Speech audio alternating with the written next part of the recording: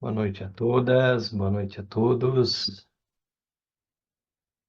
Bem-vindos, bem-vindas. Boa Buenas noite, Boa noches. noite, Denis.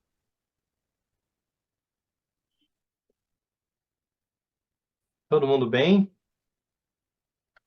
Bem.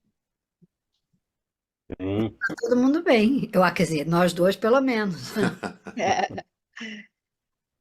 Maravilha. O pessoal está chegando, acessando a sala.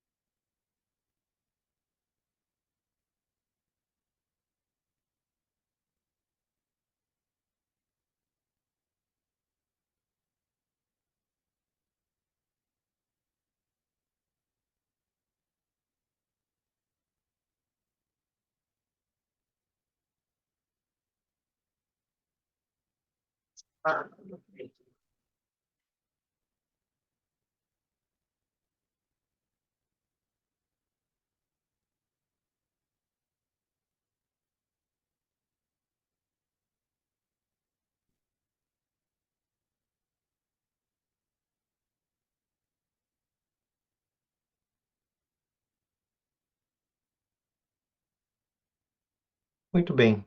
Então, vamos dar início à nossa prática de hoje, em nosso estudo, né?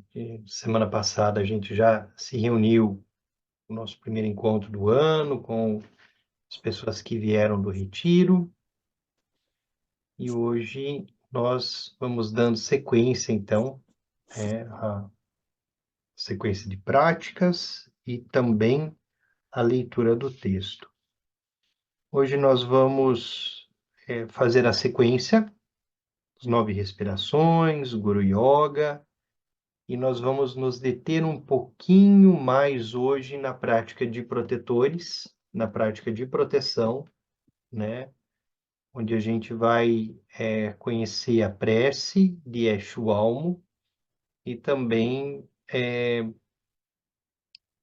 ter um pouquinho de explicação, né, dessa prece, dessa prática, como uma forma de nós nos conectarmos à tradição e também termos alguma referência para a nossa prática de proteção, ok?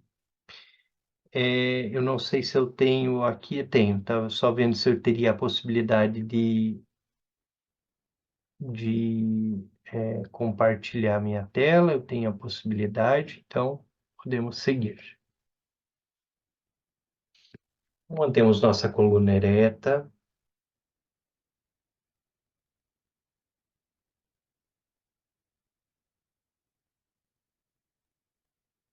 trazemos toda a nossa atenção para o nosso corpo físico,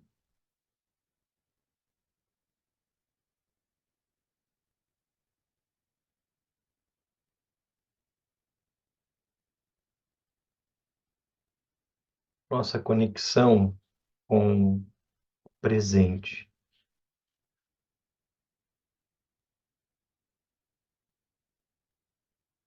Os olhos entreabertos, coluna ereta.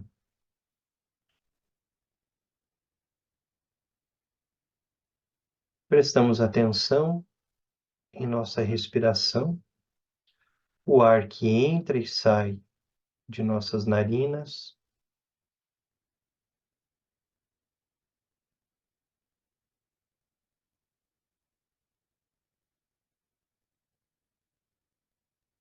como uma forma de nos conectar ao presente.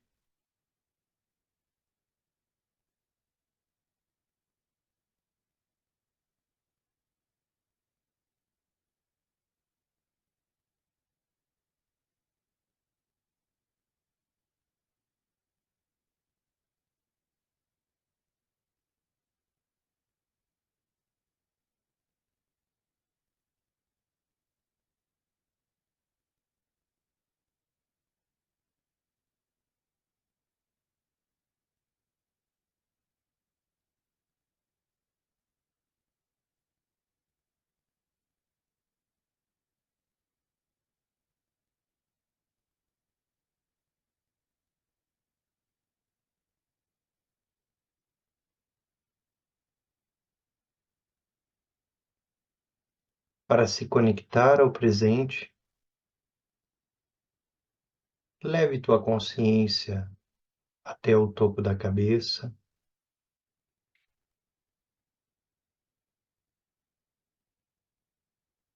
Visualize uma esfera de luz branca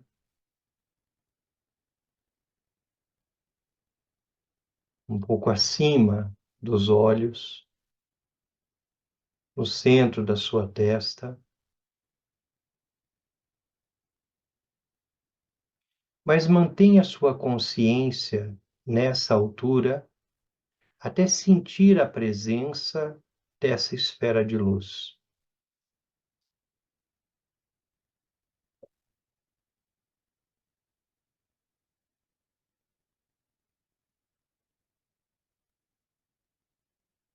Essa esfera de luz branca te conecta ao corpo.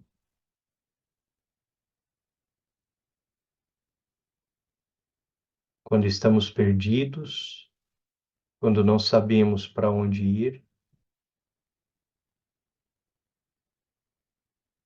nós nos aterramos. Nós levamos nossa consciência até o topo da cabeça e nos conectamos ao corpo físico, à terra. Quando nós estamos perdidos, quando nós não sabemos como agir, em meio à confusão, em meio a dúvidas, em meio a dificuldades, levamos a consciência até essa esfera de luz branca e nos aterramos, tomamos refúgio. E tomamos refúgio em nosso corpo físico, que é inseparável do corpo de todos os Budas, a porta do corpo. Tome refúgio no seu corpo. Tome refúgio na quietude do corpo. Por um instante, permaneça com a atenção, a consciência nessa esfera de luz branca. E tome a pílula da quietude.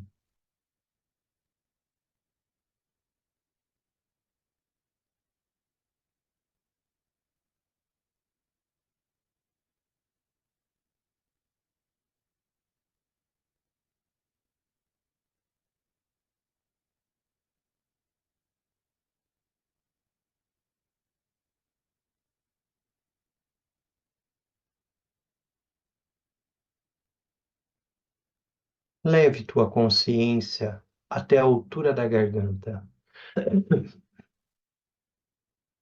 Uma esfera de luz vermelha, aproximadamente 2 dedos, acima de onde os ombros se conectam ao pescoço. Visualize uma esfera de luz vermelha nessa região.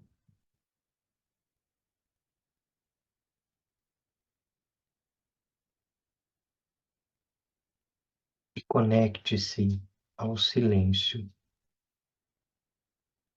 Em meio a tantas vozes internas, em meio a tanta fala, em meio a tanto movimento, conecte-se não ao movimento, às vozes internas ou à fala, mas conecte-se ao silêncio, ao espaço aberto que propicia o surgimento de toda a fala. Busque o silêncio.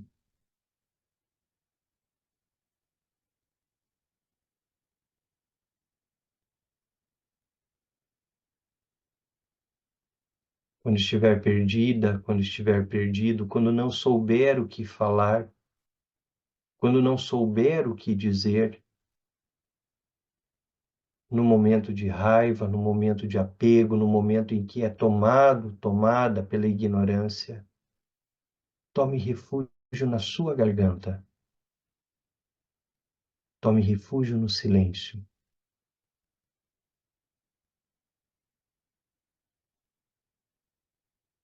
Quando no momento de ira, no momento de sofrimento, tomamos o computador para mandar um e-mail, o celular para mandar uma mensagem, e que nós somos tomados pelos venenos, nós levamos nossa consciência até a altura da garganta e nos conectamos a essa esfera de luz vermelha, viva, em movimento, na altura da garganta. Tomamos a pílula vermelha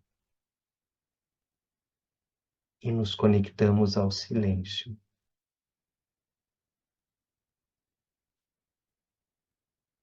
Tome refúgio no seu silêncio. Tome refúgio no silêncio.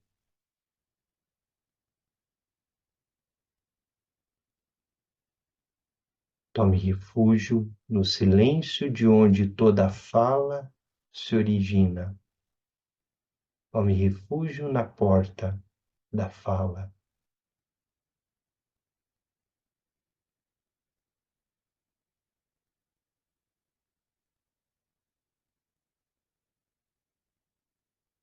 Tome refúgio na fala iluminada.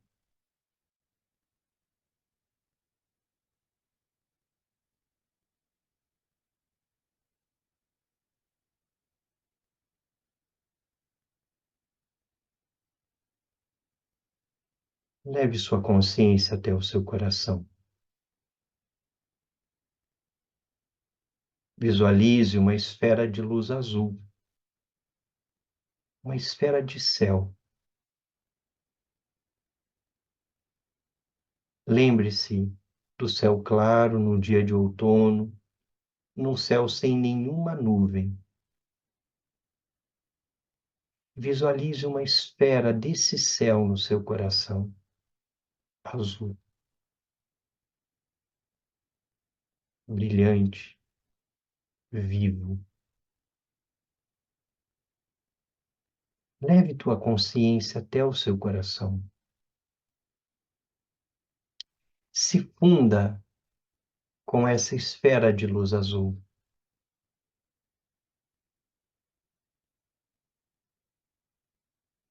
Permita que seu corpo se dissolva e permaneça somente espaço azul, amplo, aberto, mente-céu, como esse céu claro num dia de outono.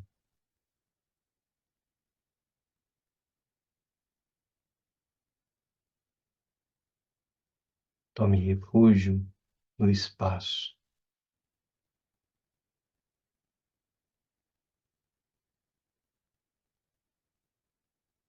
Quando você não souber o que dizer, quando você não souber como agir, quando não souber para onde ir, quando sentir medo, quando tiver ansiedade, na crise de pânico, tome refúgio no seu coração.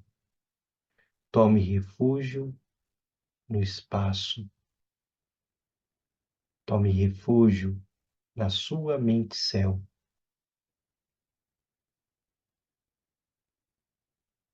Se funda com o espaço. Tome refúgio na terceira porta. Na porta do espaço, na porta do coração. Tome refúgio na sua própria mente.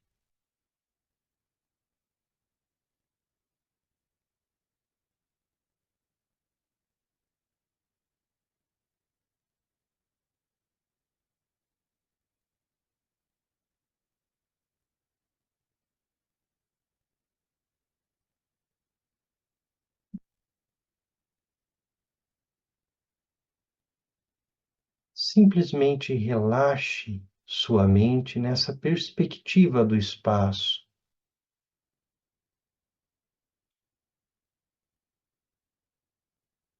Acolha as emoções que surgem,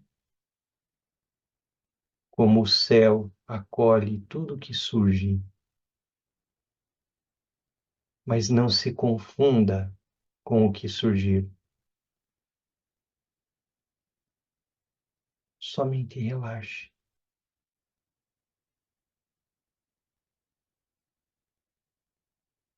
Permaneça consciente, desperto, porém relaxado, relaxada diante de tudo que surge.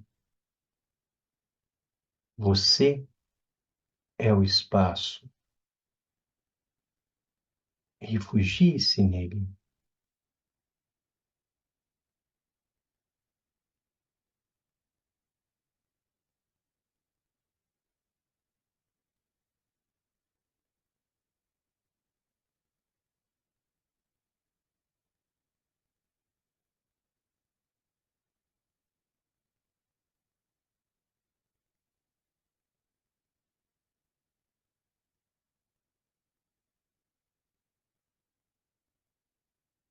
Mantendo a consciência no coração, nesse espaço aberto,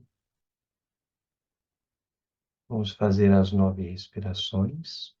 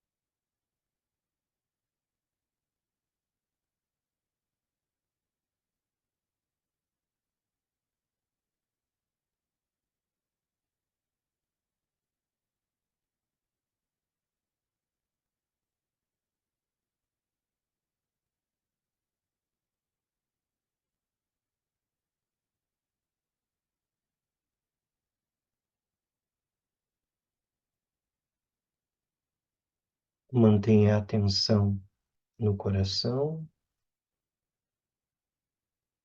no espaço, na espaciosidade, na abertura. E visualize que do seu coração surge a sílaba semente A, que se projeta diante de você. E diante de você, ela se torna o seu guru, o seu lama, a deidade eleita, o ser iluminado de sua devoção.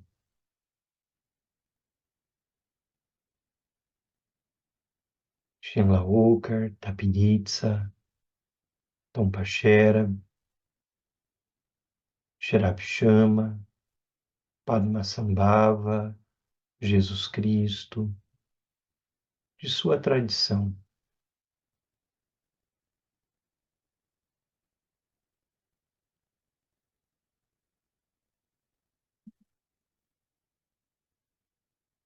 Mantenha sua visualização firme ao ponto de visualizar de forma translúcida a deidade diante de você.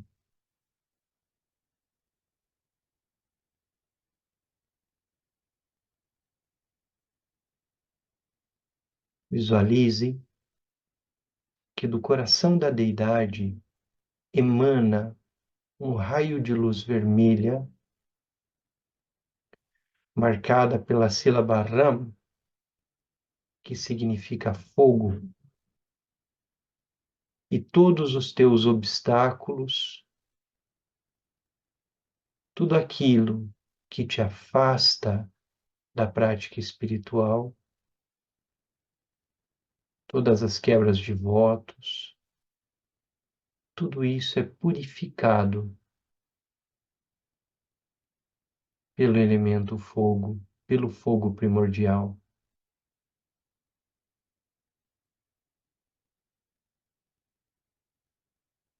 Permita que esse fogo purifique o teu corpo, a tua fala e a tua mente.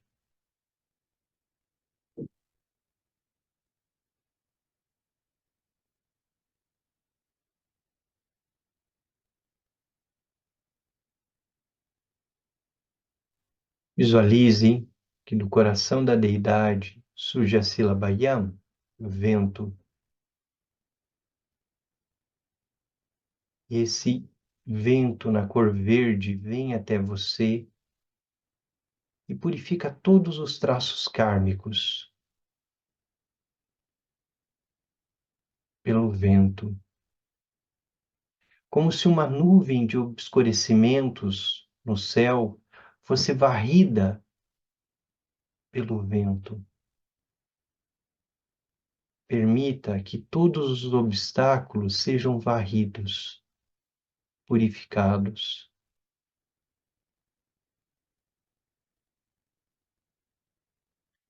Visualize que do coração da deidade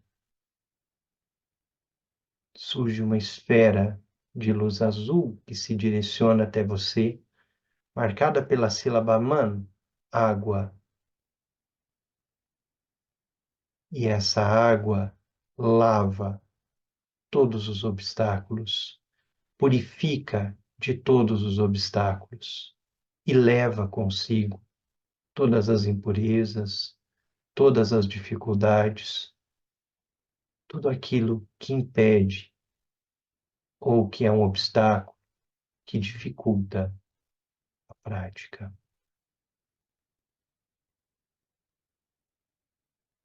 E uma vez purificada, purificado pelo fogo, pelo vento e pela água, visualize que da testa da deidade, de uma esfera de luz branca, marcada pela sílaba A, surge um raio de luz que se propaga a partir da testa da deidade e toca a sua testa, o seu chácara da cabeça e te concede as iniciações do corpo e faz do teu corpo o corpo da deidade.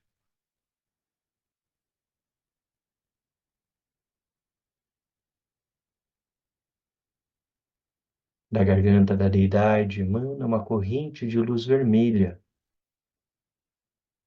De uma esfera de luz na garganta da deidade surge esse raio de luz vermelha que se propaga a partir da deidade,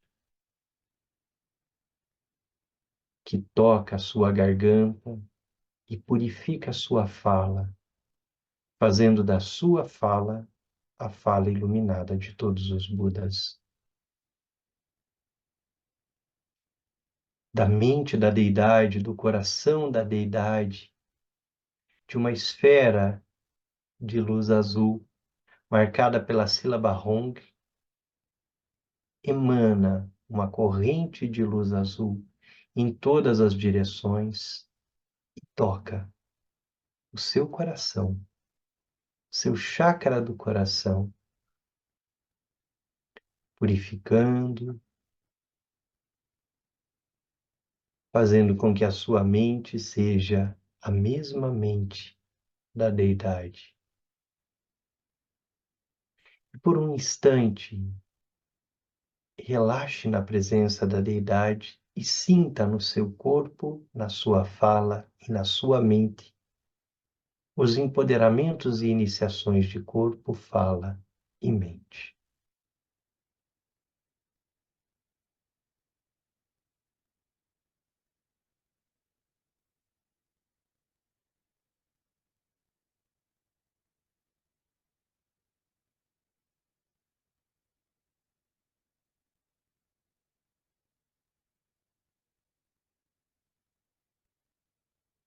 Visualize que a Deidade se dissolve em luz diante de você, se tornando uma esfera de luz branca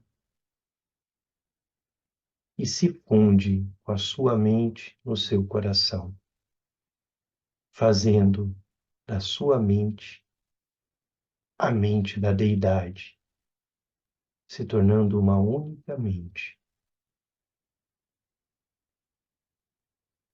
Relaxe no coração, mente da Deidade.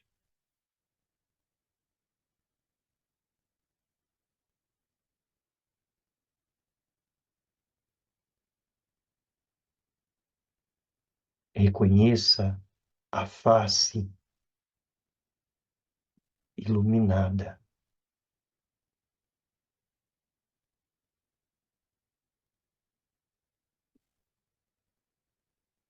Prece de Guru Yoga. Da coroa da minha cabeça, o palácio da grande bem-aventurança. Rezo a ti, benevolente lama raiz, ó precioso. Conceda-me as bênçãos de reconhecer a minha verdadeira natureza como Buda. Da coroa da minha cabeça, o palácio da grande bem-aventurança. Rezo a ti, benevolente lama raiz, ó precioso. Conceda-me as bênçãos de reconhecer a minha verdadeira natureza como Buda. Da coroa da minha cabeça, o palácio da grande bem-aventurança. Rezo a ti, benevolente lama raiz, ó precioso. Conceda-me as bênçãos de reconhecer a minha verdadeira natureza como Buda.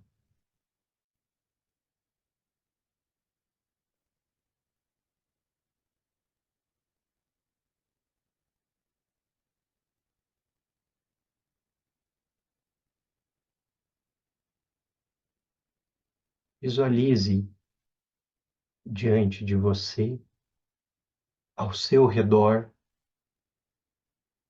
ao redor de sua casa, do lugar em que você está, a presença de inúmeras deusas,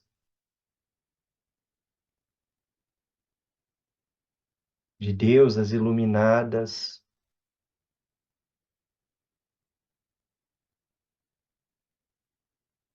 que te protegem, que protegem a sua casa, que protegem o seu sono, que protegem a sua família. E reconheça esses seres, essas deusas, como amigas, como companheiras, como seres de proteção,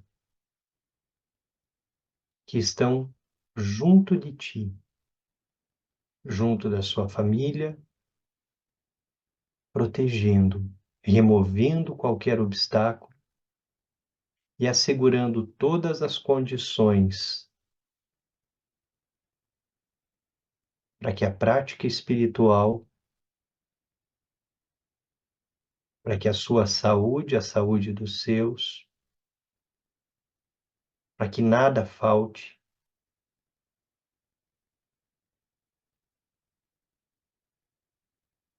Sinta que essa proteção harmoniza o ambiente em que você está, a sua família, a sua casa, é harmonizado e equilibrado pela presença desses seres.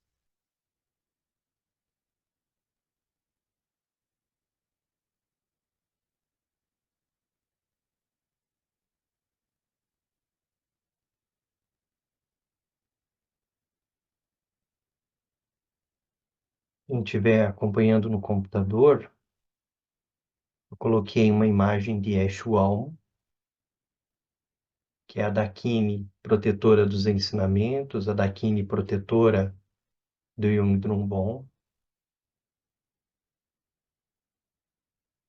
e a prece em português.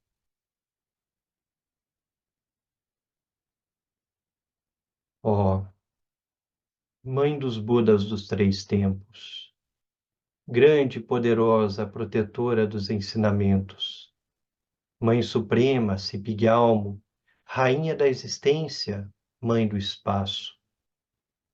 Seu corpo é azul escuro e tem o brilho radiante do céu, e você veste um lindo manto de penas de pavão. Sua mão direita segura uma espada de meteorito que corta a força vital de todos os obstáculos de todos os inimigos. Sua mão esquerda segura um vaso de longa vida que aumenta a força vital e a longevidade de nós, os praticantes de Shen. A ti, ó Yeshu-Almo, junto com seu séquito, oferecemos esse lindo banquete de inexauríveis néctares. Assim, protejas ferozmente os ensinamentos do Yung Drumbon e nos conceda o apoio necessário para ampliar a força e o poder de nossa prática espiritual. Pacifique, sem exceção, todos os nossos obstáculos e causas de desarmonia, também de nossos mestres e discípulos, juntamente com os de nossos benfeitores e companheiros, dissolvendo-os na vastidão do espaço externo, interno e secreto. Somamara Yodza, Somamara Yodza, Somamara Yodza.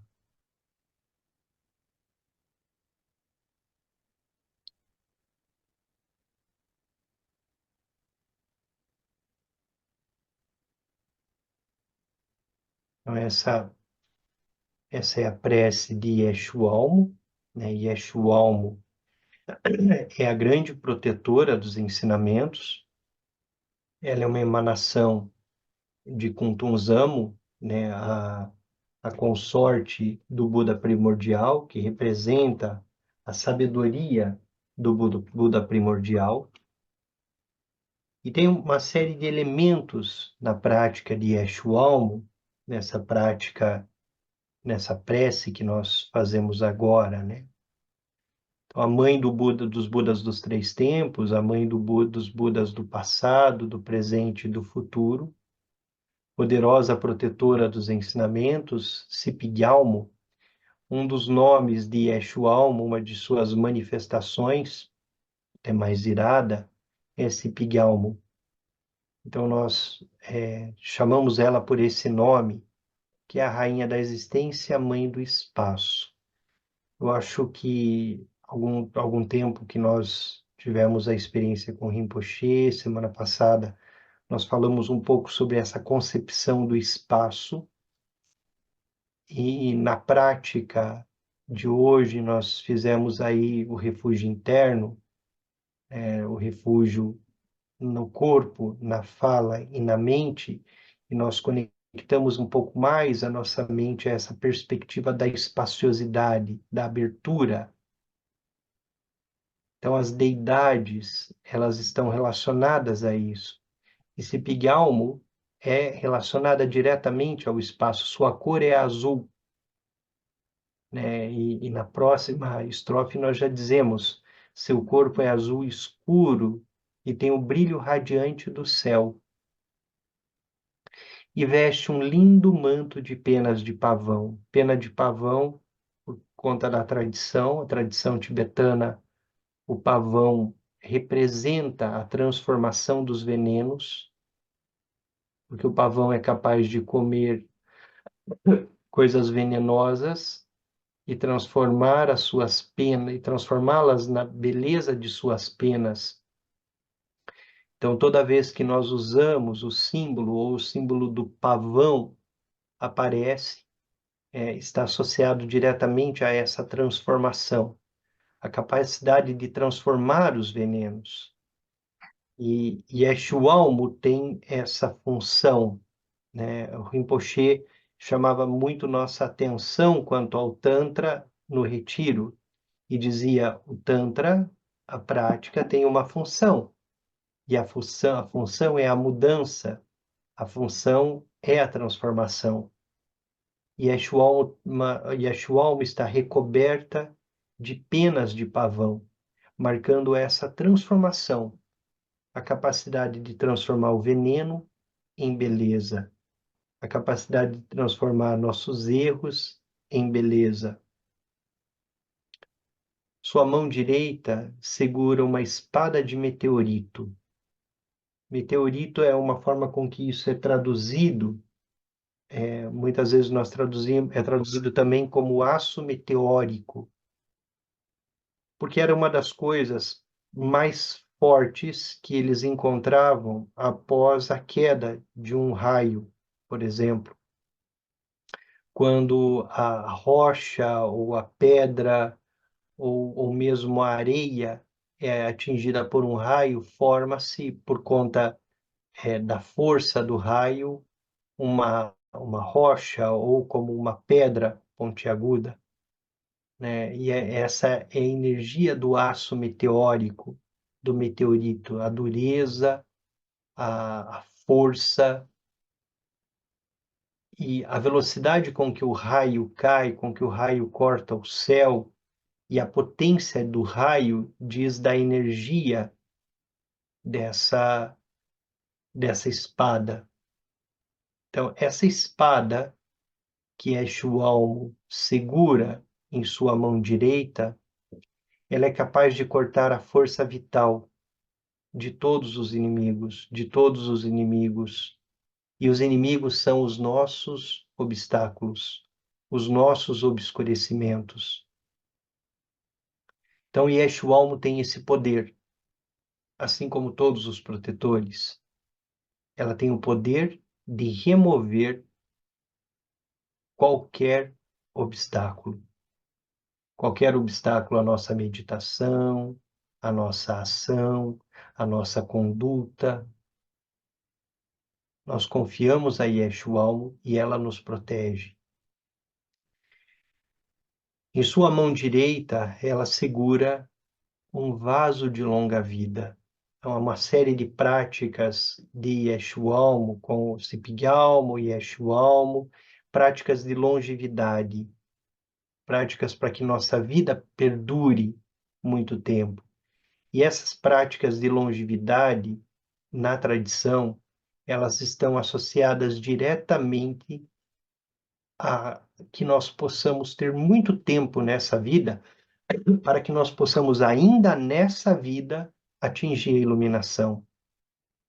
Então, a longevidade é uma característica e uma prática que nós fazemos para que nós tenhamos a oportunidade de, em uma única vida, não só atingir a iluminação, como também trabalhar sem cessar para que todos possam atingir a iluminação.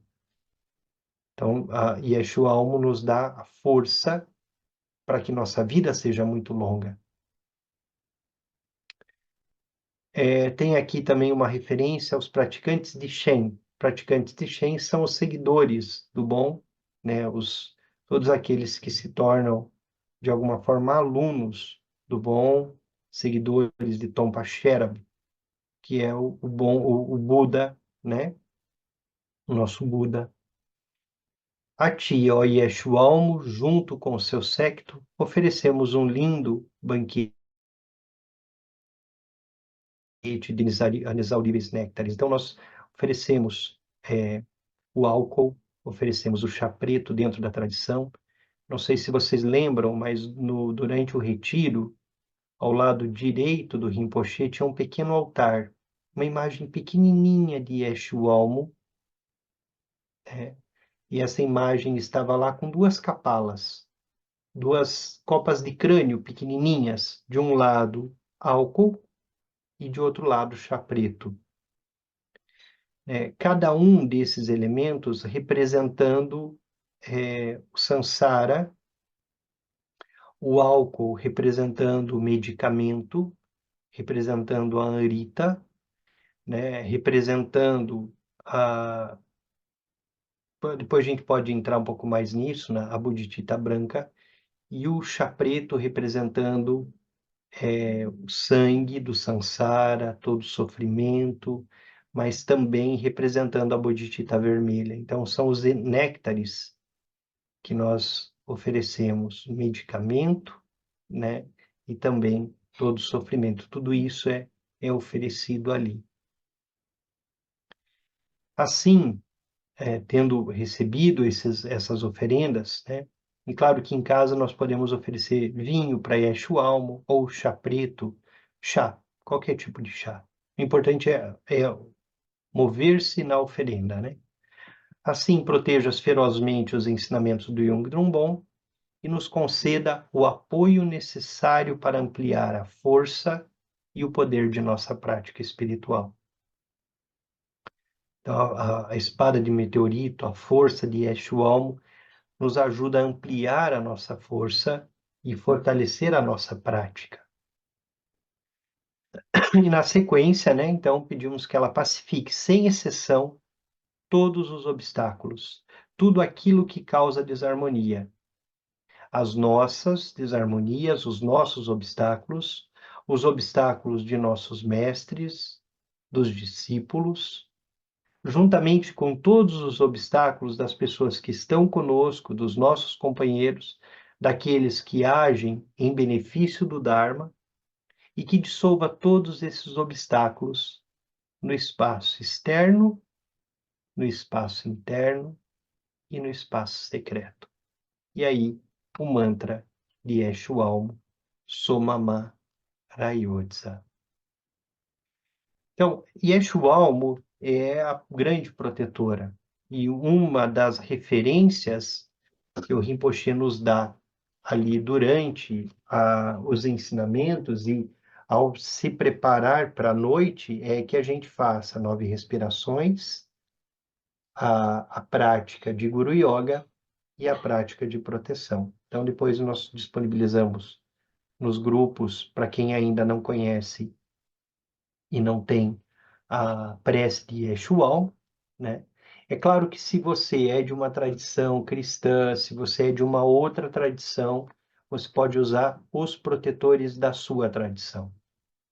Sou cristão, quero praticar e pedir proteção a São Miguel Arcanjo, por exemplo, que é um grande protetor, né? Ou então a São Jorge, que é um protetor. Se é de uma tradição afro, tem um protetor nessa tradição, você pode fazer a prática com esse protetor. Pedir a proteção deles ao adormecer. A Laura até colocou pavão ali, não sei se ela já tinha o pavão na figurinha, mas tem um pavãozinho ali, e o pavão é esse símbolo, né, da transformação dos venenos e da transformação dos venenos da mente. Vamos para o nosso estudo. Eu acabei fazendo uma prática um pouquinho mais longa, peço desculpas, mas eu queria trazer para a nossa discussão de hoje a perspectiva do Dzogchen. E essa prática que nós fizemos, que foi essa prática do refúgio interno, é uma prática que nos conecta diretamente à grande perfeição, é uma prática vinculada diretamente às práticas do Dzogchen, onde nós tomamos refúgio no Buda em que nós já somos. Nós tomamos refúgio em nosso corpo, em nossa fala, em nossa mente. Nós reconhecemos a budeidade de alguma forma, e ao fazer esse reconhecimento, nós aprendemos que o lugar mais seguro é o nosso corpo. O lugar mais seguro é a nossa fala. E o lugar mais seguro é a nossa própria mente. E que nosso corpo, nossa fala e nossa mente é inseparável da mente, do corpo e da fala de todas as deidades. Porém, nós estamos repletos de obscurecimentos. E aí nós confiamos na proteção. Vamos então para o capítulo 5, página 75, as imagens do Tantra Mãe. O Tantra Mãe do Bom, ele tem origem numa região do atual Tibete, chamada de Shanxun, um país que antecede o Tibete, e esse país, ele tem uma cultura, ele tem uma língua, ele tem uma tradição, muito antes da tradição tibetana começar a surgir. E lá, de Shanxun, nós temos o Magyud, que é o Tantra Mãe, que é o principal, talvez um dos principais textos da tradição Bon. Quando nós fizemos o retiro com o Rinpoche, tem um momento em que ele vai nos conceder a transmissão. E a transmissão é concedida a partir da leitura dos yogas do sonho, que estão contidas no Magyud, nesse texto do Tantra Mãe.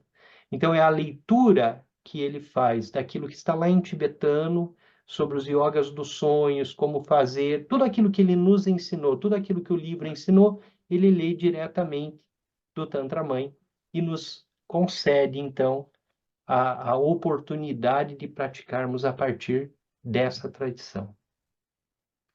Então, vamos lá. Nos ensinamentos da grande perfeição, do Dzogchen, a questão é sempre se reconhecemos ou não nossa verdadeira natureza e se compreendemos que todas as experiências são reflexos de nossa própria mente. As vozes internas, quando nós buscamos o silêncio, nossa confusão mental, tudo que surge, surge a partir da base, surge a partir da nossa mente. A grande perfeição, o Dzogchen, ela vai dizer que tudo isso que está surgindo espontaneamente. Não tem um produtor desses pensamentos. Isso é muito importante. Por que isso é muito importante?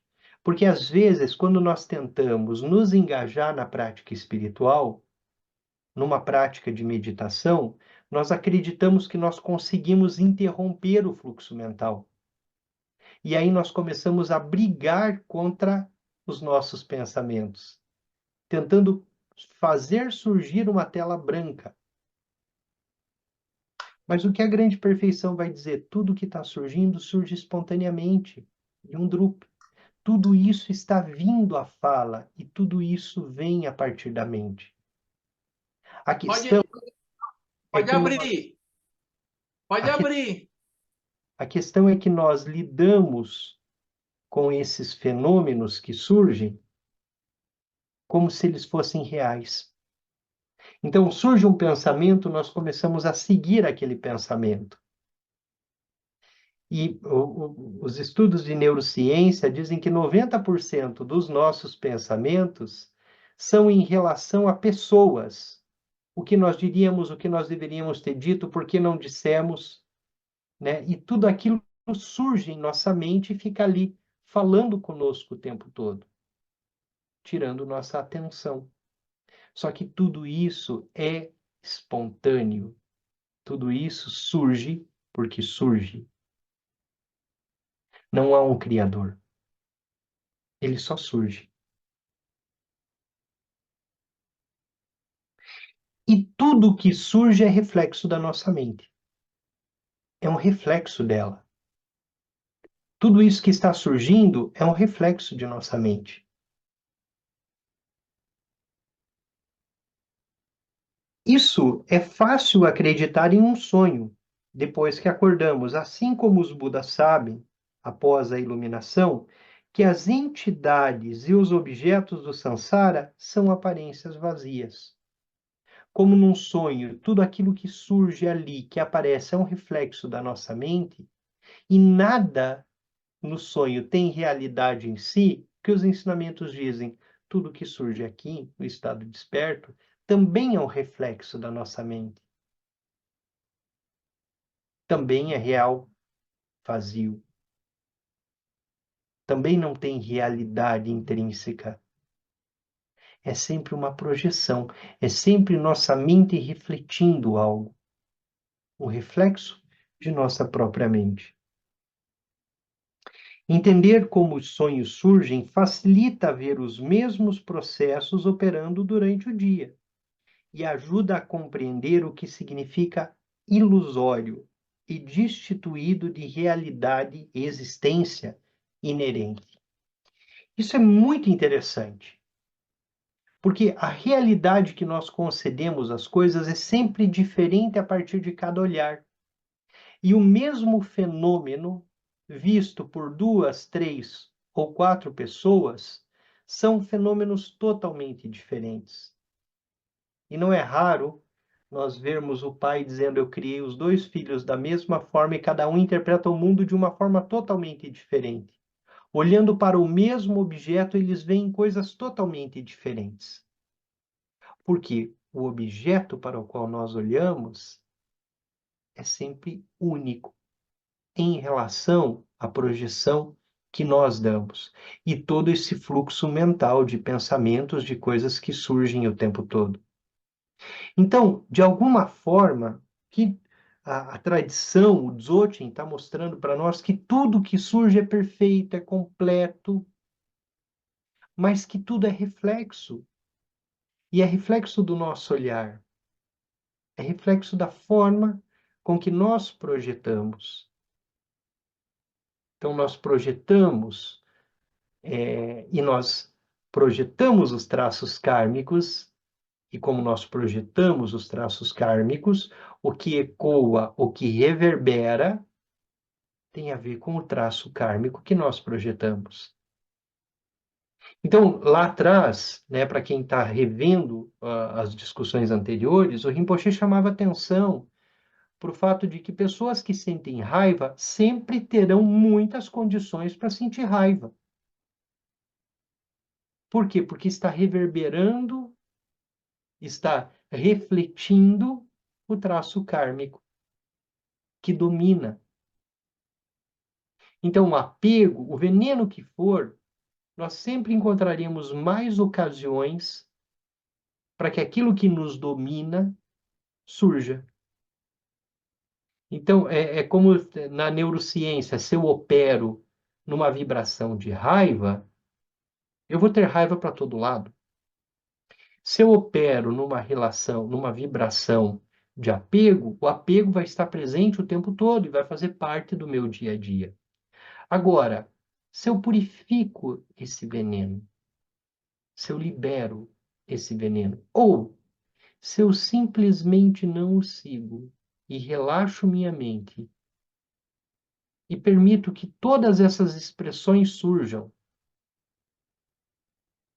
eu consigo me colocar num outro lugar em relação aos venenos.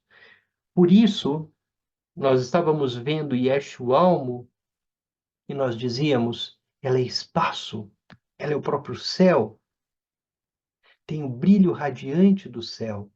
Porque para o céu claro no dia de outono, não interessa se a nuvem é de chuva, se um avião corta o céu, se a nuvem é uma, sei lá, uma nuvem bonitinha, nada disso muda o espaço. O espaço continua sendo exatamente o mesmo. Não interessa o que passa por ali. O problema nosso é que nós seguimos aquilo que surge. E não somos relaxados como o espaço que permite que tudo passe, que tudo venha e que tudo vá. A questão é o foco. E a questão é onde nós depositamos nossa atenção. E se a nuvem de chuva, de tempestade, chama a nossa atenção, nós nos tornamos tempestade com a tempestade. Se nós aprendemos e treinamos nossa mente, a ser mente-céu, como os tibetanos dizem, que tua mente seja, com Tunzampo, que tua mente seja aberta como o céu, ampla, livre, azul. Aquele azul celeste nada tira o azul celeste. Pode vir nuvem, pode ter tempestade, pode cobrir tudo ser coberto pelas nuvens, sei lá pelo quê, mas a mente céu está lá, como base. Nuvem é só superfície, só vai passar. Há um termo tibetano, Lyundrup, que se traduz como perfeição espontânea, ou espontaneamente surgido, que simplesmente surgiu. Significa que não há um produtor produzindo coisa alguma. Tudo é como é. Surgindo da base como uma manifestação espontânea da vacuidade e da luminosidade. Esse ponto é um ponto muito importante para nós. Porque como nós fortalecemos nossa perspectiva egóica, como nós somos egóicos, como nosso ego é fortalecido, nosso ego acredita que ele é o centro de todas as atenções, que ele é o centro do mundo, que as coisas acontecem em função dele e em razão dele, e existem ou deixam de existir exclusivamente para ele. Então, como nós assim somos, nós queremos atenção, nós queremos amor, nós queremos carinho, nós queremos que as pessoas nos respeitem, nós sempre queremos alguma coisa em nossas inúmeras identidades, identidade de pai, de mãe, de filho. O Rinpoche chamava atenção. Ele dizia, eu tenho que lidar com a identidade de professor. E o nosso ego está chamando o tempo todo para essas identidades. Mas o que os ensinamentos nos dizem é que nada disso tem razão, nada disso tem sentido. É tudo que surge espontaneamente, e essa construção que nós temos de alguma forma e que nos prendemos a ela é um obstáculo. Tudo é como é e não surgiu em razão de mim ou em razão de você ou em razão de qualquer um que seja. Tanto é que se eu morrer agora, todas as coisas continuarão independente de mim. Elas não surgiram para mim ou em função de mim. Elas simplesmente surgiram. E tudo é manifestação da vacuidade e luminosidade. Num outro dia, a gente discute um pouco mais sobre luminosidade e vacuidade, que também vai dar muita discussão. Uma das sabedorias da tradição, e está presente nas tradições tibetanas, é a sabedoria do espelho, a sabedoria que é como espelho. Muitos aqui são alunos do Lama Santen. Lama Santen trabalha muito a perspectiva das 5 sabedorias e da sabedoria do espelho. O espelho não escolhe um rosto para refletir. Sua natureza é refletir todas as coisas. É espontâneo? Ele simplesmente reflete. A consciência clara é como um espelho, ela só está aberta. E as coisas passam por ela. E essa perspectiva do espelho é linda, porque não interessa o que nós colocarmos na frente do espelho, ele simplesmente reflete. Ele não se apega a nada.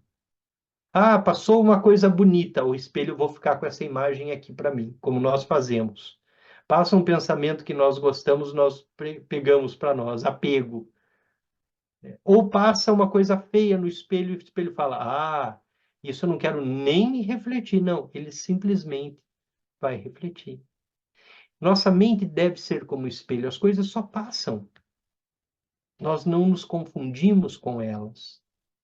Então, a identidade que nós temos muitas vezes faz com que nós, diferente da perspectiva do espelho, nós nos apegamos à identidade e queremos fixar aquela identidade como algo, como real.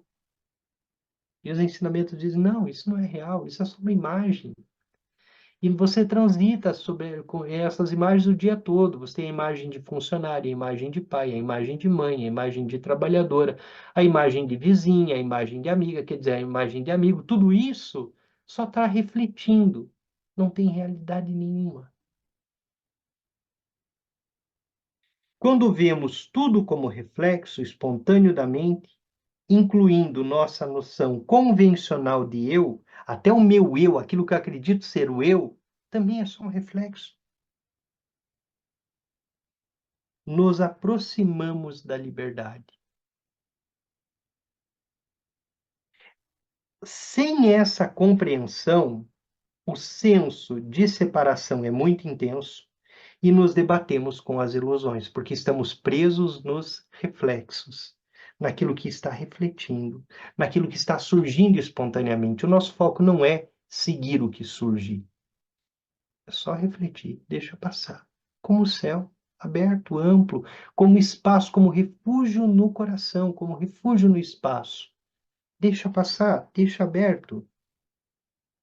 Não haverá um ponto definitivo em que o sonho acaba, até que estejamos despertos em uma consciência não deludida, tendo uma mente espelho em que tudo simplesmente passa. O Tantra Mãe, um dos textos mais importantes do Bon, nos oferece exemplos, analogias e metáforas para refletirmos e para que possamos compreender essa natureza ilusória, tanto do sonho como da vigília. E aqui é que começa a ficar bom, né? Que o Rinpoche chamava atenção. Por que praticamos yogas dos sonhos? Para despertar, para acordar, para transformar, para mudar e para compreender que tudo que está surgindo no sonho nada mais é do que uma criação. Nada mais é do que essa geração espontânea, sem um criador. Então, quais são as imagens que o Tantra Mãe nos dá? Primeiro, reflexo. O sonho é uma projeção da mente. Não é diferente da mente. Assim como um raio de luz do sol não é diferente da luz do sol, que da luz do sol que está no céu. Tudo isso é luz do sol. Não sabendo disso, nos engajamos no sonho como se ele fosse real. Como um leão rosnando ao ver o próprio rosto refletido na água. Em um sonho, tudo o que experienciamos é a mente refletida de volta para nós. Todas as emoções, tudo aquilo que surge no sonho, nada mais é do que um reflexo da mente. É a própria mente mostrando para nós as várias circunstâncias.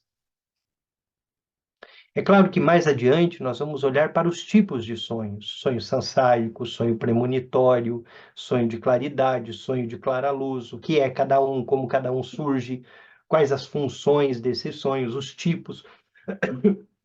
Mas seja como for, são reflexos, são espontaneamente surgidos. Segunda imagem, o relâmpago. No céu noturno, os relâmpagos produzem um clarão. Aquela noite chuvosa, de repente um relâmpago e a gente vê uma série de imagens. Nesse instante, matizes da montanha são iluminados. Cada pico parece ser um objeto separado, mas o que estamos experienciando é um único clarão de luz, sendo refletido de volta aos nossos olhos. É a luz que se projetou e essa luz volta. Assim, os objetos aparentemente separados em um sonho são, na verdade, reflexos da nossa própria mente, uma única luz, a luz da mente, a luz da consciência. Gosto muito do exemplo do arco-íris, nós usamos muito na tradição. Arco-íris, tal qual um arco-íris, o sonho pode ser belo e sedutor, mas ele não tem substância, é uma exibição de luz e depende da perspectiva do observador. Isso é maravilhoso. Por que isso é maravilhoso? Porque tudo depende da perspectiva do observador, depende da mente que está projetando. Por isso, coisas que para uns são dolorosas, para outros são risíveis. O mesmo fenômeno. Porque depende de como essa mente projeta. o mesmo fenômeno. Pode ser de muita dor, de muita alegria, a depender de como a mente projeta. Tem pessoas que, sei lá, não tem nenhum receio em voar, entram no avião e rodam o mundo voando. Tem pessoas que têm uma perspectiva de medo em relação ao avião, que é um negócio assustador. E ambas entram no mesmo avião. E ambas voam. Só que o sofrimento que é gerado em uma e a tranquilidade em outra são totalmente diferentes. Por quê? Porque reflexo da mente, e vai depender da perspectiva do observador. Como arco-íris, se você está em uma direção, você vê o arco-íris. Se você está a favor da luz, você não vê o arco-íris, que está sendo visto por milhares de pessoas no mesmo lugar, em que porque você está do outro lado, você não vê. Perspectiva. Ainda que tentemos, nunca conseguiremos alcançar o arco-íris, porque ele é só um reflexo de luz, assim como o sonho. Não há um arco-íris ali. É um reflexo, ele não está lá. O sonho, assim como o arco-íris, é uma combinação de condições das quais surge uma ilusão. A lua. O sonho é como a lua refletida em muitas superfícies de água diferentes. Em uma lagoa, poço, mar, rio, lago, a mesma lua aparece em milhares, em muitas janelas diferentes de uma cidade e em muitos cristais diferentes.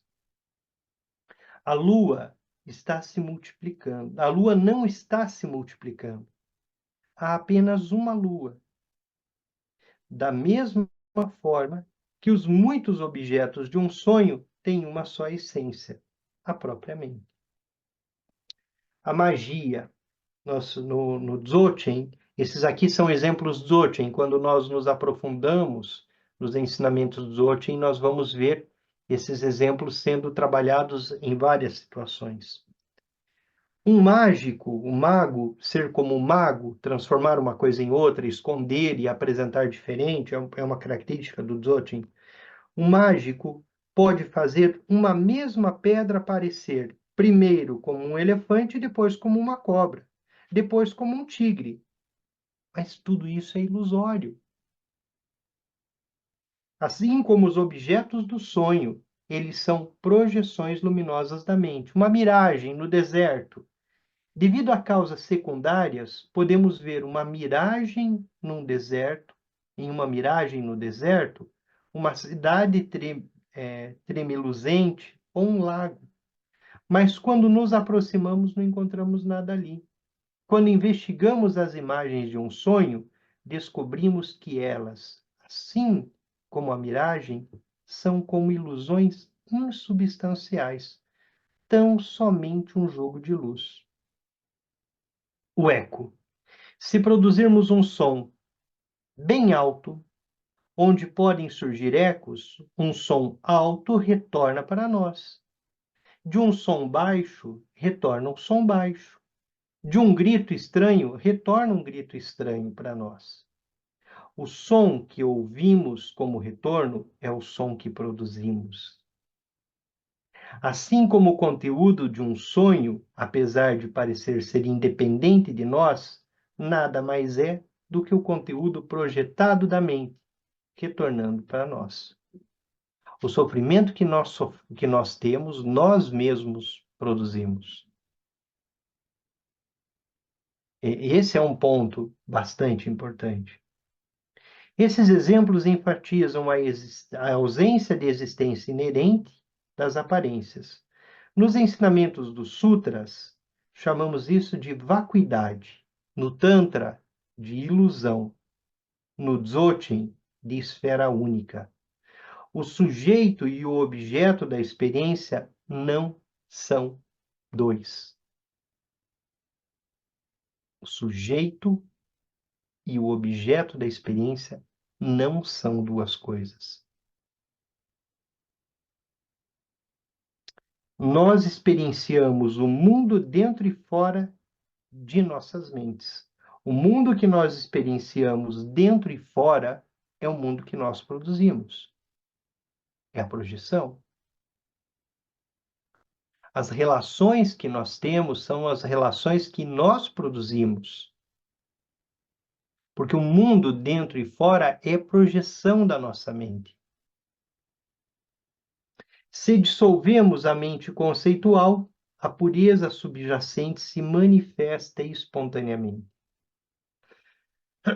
Quando percebemos de forma direta que não há existência inerente, nem no eu, nem no mundo, o que quer que surja como experiência não terá nenhum poder sobre nós.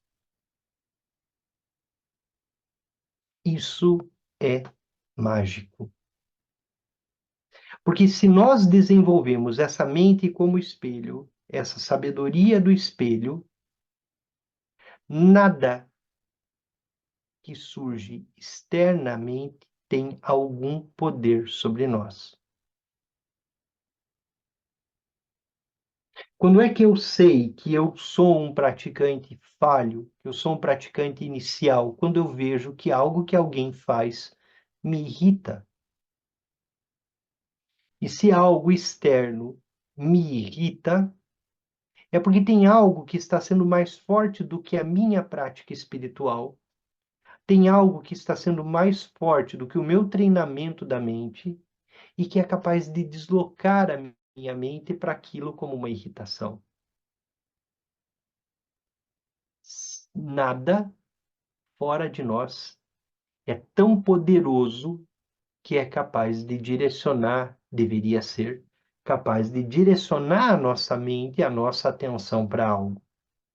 Se isso ainda acontece, e que acontecerá por várias vidas enquanto estivermos nesse caminho, é porque nossa mente ainda não está suficientemente treinada e porque ainda estamos buscando a budeidade. Quando um leão compreende a natureza ilusória do reflexo dele na água, ele não tem mais medo. Ele sabe que é só água, que é só o reflexo.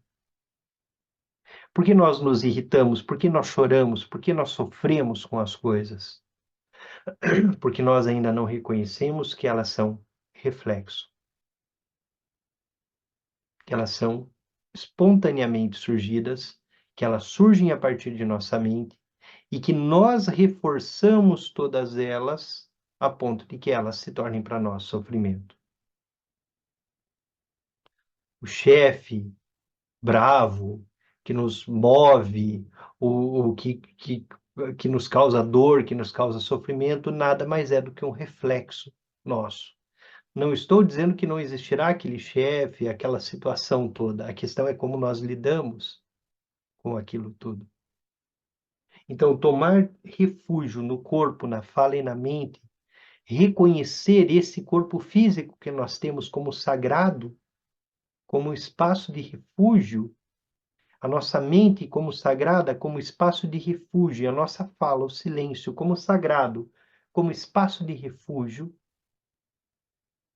é um caminho exatamente para que a gente compreenda que há uma base e que tudo que surge, surge espontaneamente e que a decisão é nossa de permanecer seguindo o que surge ou relaxar na base e entender, perceber e principalmente fazer experiência de tudo que surge como surgimento espontâneo e como livre de existência, sem nenhuma existência inerente.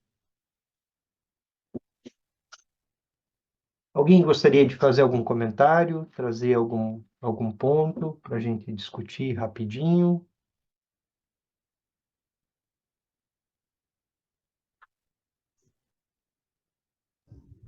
Eu achei interessante, Denis, você reforçar isso, né? O quanto esse processo é um processo lento. E aí eu fico me vendo, né, no meu cotidiano, nas relações que eu estabeleço, com as mais diversas circunstâncias, né? Então, realmente ter paciência e continuar. Essa é uma das paramitas, né? A paciência, reconhecer que nós temos e que nós somos os obstáculos que nós temos, né? Sim. Que é sempre de novo, começar de novo e tá lá, senta e medita. Esse é o nosso caminho. E na dúvida, abre espaço. Esse ensinamento do espaço, ele é primordial. Porque o que nos faz sofrer, se a gente aprende a abrir espaço, se a gente aprende a acolher nesse espaço aberto, nós temos a oportunidade de liberar tudo no espaço. Como Yeshua Almo, libera no espaço. O espaço é tão amplo, por que eu fico segurando? Abre mão, deixa aí. O espaço leva. Esse ensinamento é muito profundo, né? Muito rico, muito tem uma beleza imensa, né? Obrigado, Cida. Alguém mais gostaria de usar a palavra? Falar um pouquinho de novo dessa coisa da irritação, quando tudo bom, Denis? Tudo bem? Foi linda a meditação, obrigada. Quando o outro te irrita, é porque tem coisa dentro de você que reflete o que te irrita. De alguma forma, é porque aquilo que simplesmente surgiu, você se atraiu e seguiu aquilo e não deixou passar.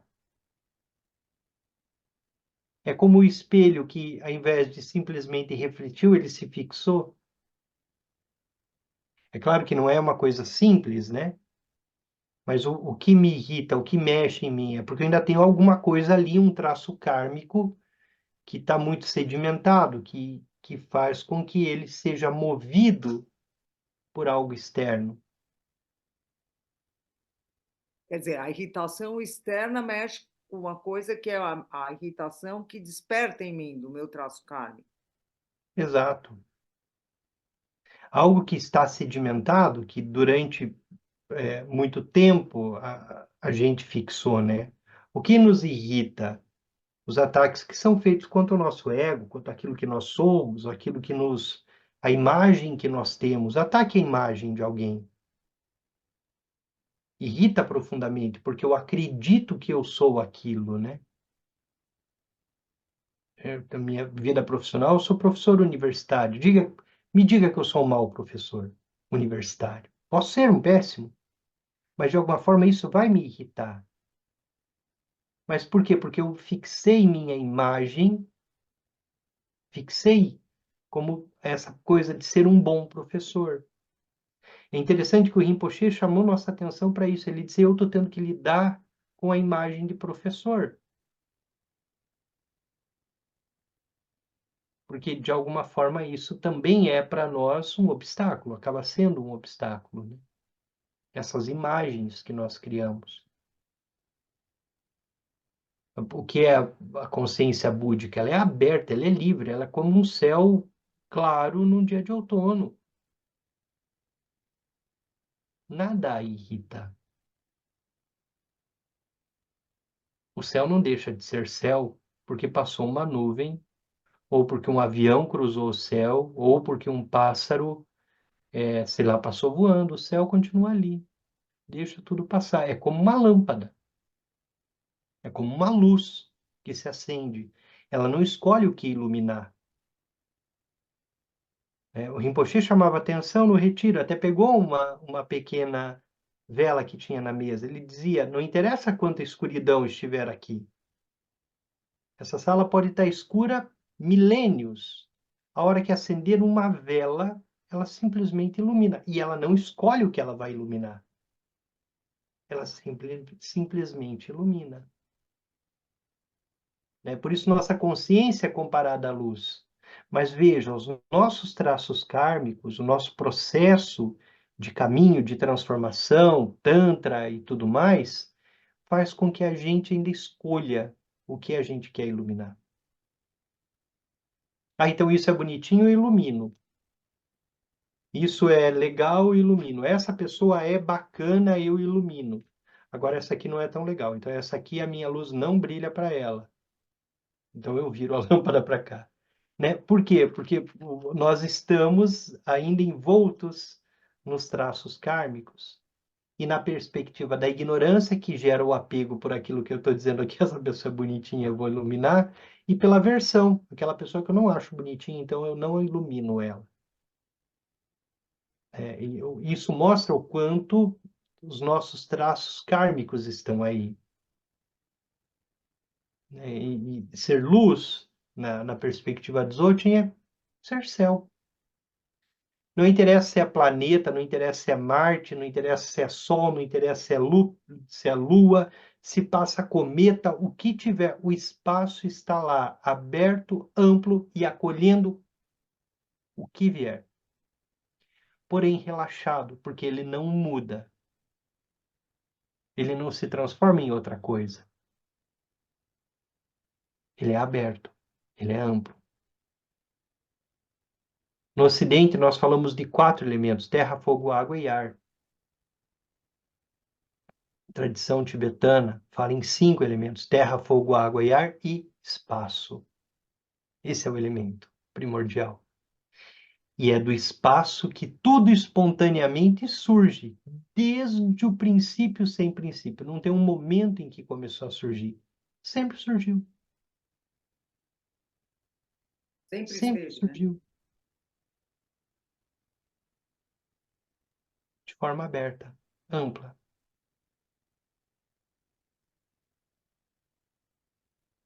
Alguém mais, gente? Obrigada. Obrigado, Xande. Eu não sei se eu facilito ou se eu pioro, né? Porque às vezes a gente dá uma resposta que piora tudo, que confunde mais do que facilita. Na dúvida, Xande, na dúvida, toma refúgio no corpo, na fala e na mente. Quando eu não sei o que fazer, quando eu não sei para onde eu estou indo, quando eu não... Eu levo minha consciência até o topo da cabeça, tomo refúgio no meu corpo, tomo a pílula branca, levo a consciência até a garganta, na esfera vermelha, o Rinpoche chama isso de pílula vermelha, tomo refúgio no silêncio, levo minha consciência até o coração, na pílula azul, e tomo refúgio na mente, no espaço. Quando eu não sei o que fazer, quando eu estou perdido, no momento da minha irritação, que a gente vive isso todos os dias. Se eu me lembrar de tomar refúgio naquilo que eu tenho à mão, que é esse corpo aqui. Se eu não tomar refúgio no corpo e estiver no momento de ira, eu pego alguma coisa e bato em alguém. Se eu não tomo refúgio no silêncio, eu vou ficar discutindo, eu vou ficar brigando, eu vou ficar querendo falar o tempo todo. Se eu não tomo refúgio na mente, eu fico completamente perdido. Então, se eu aprender a abrir espaço, o apego já não me pega tanto, a raiva já não me pega tanto, a ignorância já não me pega tanto. Então, na dúvida, quietude do corpo, conecta esse corpo à terra. Na dúvida, silêncio da fala. Na dúvida, espaço. Se a gente conseguir fazer isso, o Rinpoche sempre traz nossa atenção. Se a gente conseguir fazer isso todos os dias, no momento de desespero, no momento em que estamos perdidos, nós vamos nos conectando à nossa budeidade, à natureza pura da nossa mente. Muito bem. Teria mais alguém? Eu só queria compartilhar que eu fiquei assim, quando a Ana falou no retiro, né, que o Rinpoche falou para ela ser feliz, né? Me marcou, Ana, assim, isso. Porque eu me identifico com as coisas que tu trazes, né? E depois do retiro eu tive bastante insight, assim, porque cada vez que eu entro na minha irritação, é porque eu perdi o meu refúgio, porque eu não estou praticando. E aquela pessoa, ela pode ter os defeitos que me irritam, que outras pessoas também percebem. Mas se eu perco a minha conexão, como tu diz, daí eu entro no meu traço kármico, né? E aí se foi o refúgio, perdi, né? Para mim É. foi bem importante sacar isso, assim. E, Solange, o que é interessante disso tudo é que isso não é uma coisa que a gente toma consciência de forma racional, como se eu lesse num livro, aprendi. E isso é experiência, é experimental. E o Rinpoche chama muito nossa atenção. Você vai receber os ensinamentos, você vai praticar, mas o mais importante é fazer a experiência, é experienciar, fazer a experiência do refúgio interno, né? Fazer a experiência do refúgio. Observar, né, Denis? Como ele diz Sim. assim, eu comecei a não ter mais medo da minha raiva, assim, eu comecei a observar e não me punir por isso, mas buscar um refúgio, né? E observar o que acontece. E abraçar, Isso, ele diz tão bem, né? abraçar a raiva, né? Ah, que lindo Integrar. isso. Porque muitas vezes a gente entende o veneno como problema. O veneno, ele é problema se nós não soubermos como lidar com ele, né? Porque nós somos praticantes tântricos, né? E como praticantes tântricos, nós utilizamos para nossa prática espiritual tudo que nós temos. E se nós temos raiva, a raiva talvez é o nosso caminho, né? E nós abraçamos e integramos. A questão da raiva é o que nós fazemos com ela. Porque sentir raiva é extremamente importante. Tem um livro do Dalai Lama que se chama Sinta Raiva, né? Experiencie, viva, sinta apego. A questão é o que nós fazemos, porque isso é inerente, isso é da nossa realidade, né? Vamos fazer nossa dedicação. Vamos usar então o material do retiro, tem lá na Sadhana texto da dedicação. Toda a virtude pura, realizada por meio das três portas, dedico para o bem-estar de todos os seres dos três reinos. Havendo purificado todas as aflições e obscurecimentos dos três venenos, que rapidamente possamos atingir o estado completo de Buda nos três corpos. E vamos fazer a prece de longa vida de Tenzin Wangyal Rinpoche, nós temos em nossa sadhana. Pelas bênçãos das três joias dos Budas e Bodhisattvas, pela força da infalível verdade última e pelo poder da meditação de nós, praticantes, detentor dos ensinamentos, que sua vida seja muito longa.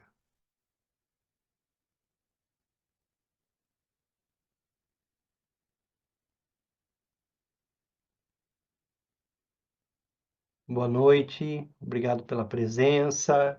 Nós Boa noite. continuamos na Muitíssimo próxima obrigada, segunda-feira. Denis. Obrigado, Obrigada, boa Sandra. noite. Boa noite. Boa Obrigada, noite. Obrigada, Obrigada, Denis. maravilhoso. Nada Muito de lindo hoje. Obrigado, Denis. Boa noite. Boa noite. boa noite. Muito gratidão, Boa expressando semana. Boa noite. Bela. Boa noite, gratidão. boa Boa noite, noite. gratidão, gente.